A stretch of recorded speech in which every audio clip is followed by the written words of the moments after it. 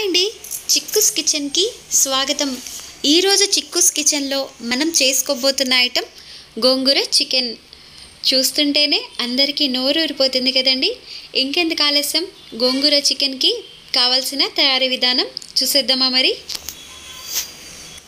ముందుగా ఒక గిన్నెలో 1 కప్పు గోంగూరాకులు, 1 కప్పు టమాటో ముక్కలను వేసుకోండి. 1/2 కప్పు వరకు పచ్చిమిరపకాయలని వేసుకోండి. 1/2 కప్పు వరకు కొత్తిమీరని వేయండి. 1/2 కప్పు ఉల్లిపాయలు వేయండి.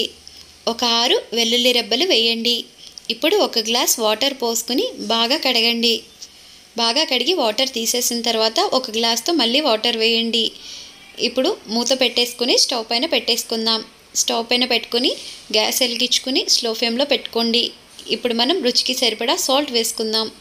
సాల్ట్ వేసుకుని మూత పెట్టేసుకుని ఒక 10 నుండి 15 నిమిషాల పాటు బాగా గోంగూర ఉడికేలోపు స్టవ్ పైన బాండి పెట్టుకుని ఒక 2 స్పూన్ల వరకు ఆయిల్ వేసుకోండి. 1/4 కప్పు ఉల్లిపాయలను వేయండి. 1/4 కేజీ చికెన్ని వేసుకోండి. 1/4 కేజీ చికెన్ వేసిన తర్వాత ఇప్పుడు మనం హై ఫ్లేమ్లో పెట్టుకుని 1 టీ స్పూన్ పసుపు, 1 టీ స్పూన్ ధనియాల పొడి వేసుకోండి. ధనియాల పొడి వేసుకుని బాగా కలపాలి.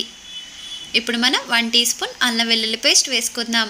ఇప్పుడు 1 టీ స్పూన్ కారం వేయండి. 1 టీ స్పూన్ చెక్క, లవంగ, మిరియాల పౌడర్ని వేస్తున్నానండి నేను. మీరు కూడా చెక్క, లవంగ, మిరియాల పౌడర్ని వేయండి. 1 టీ స్పూన్ వేసుకున్న తర్వాత ఇప్పుడు మనం రుచికి సరిపడా సాల్ట్ని వేసుకుందాం. రుచికి సరిపడా సాల్ట్ వేసి బాగా కలుపుకోవాలి. బాగా కలుపుకున్న తర్వాత ఇప్పుడు మనం స్లో ఫ్లేమ్లో పెట్టుకుని మూత పెట్టేసుకుందామండి. ఇలా మనం ఒక 10 నిమిషాలు మూత పెట్టుకున్న తర్వాత ఇప్పుడు మనం గోంగూరని చూద్దాం. గోంగూర మనకి బాగా ఉడికిపోయిందండి. మనకి 15 నిమిషాలు ఉంటే చాలు, ఉడికిపోతుంది. ఇప్పుడు గోంగూరలో ఉన్న వాటర్ అంతా తీసేసి ఇప్పుడు మనం గోంగూరని మాత్రమే ఉంచుకోవాలి. ఇప్పుడు మనం పప్పు గుత్తుతో బాగా రుబ్బుకోవాలండి, పేస్ట్ అయ్యే విధంగా. ఏ రకంగా పేస్ట్ అవ్వాలో కూడా నేను మీకు చేసి చూపిస్తున్నాను చూడండి. ఈ రకంగా మనకి పేస్ట్ అవ్వాలన్నమాట. ఇప్పుడు ఈ పేస్ట్ని మనం చికెన్ ఉన్న కర్రీలోకి వేసేసుకుందాం. ఈ రకంగా మొత్తం గోంగూరని వేసేసుకోవాలి. ఇప్పుడు మనం ఒక 10 మినిట్స్ పాటు బాగా కలుపుకుందాం.